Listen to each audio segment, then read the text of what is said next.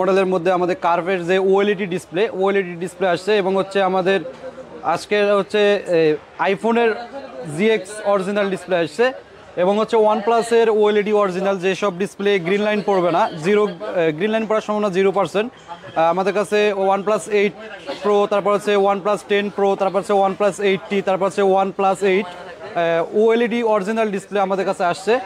যাদের OnePlus 8T বা 9R এর গ্রিন লাইন পড়ে আমাদের ইস্টার্ন মোবাইলে আসলে আমাদের যে ডিসপ্লেগুলো আজকে বর্তমানে আমাদের শিপমেন্টে আসছে সেই ডিসপ্লেগুলো হচ্ছে একেবারে high quality original colour resolution দিবে এবং হচ্ছে ইন ডিসপ্লে ফিঙ্গার কাজ করবে।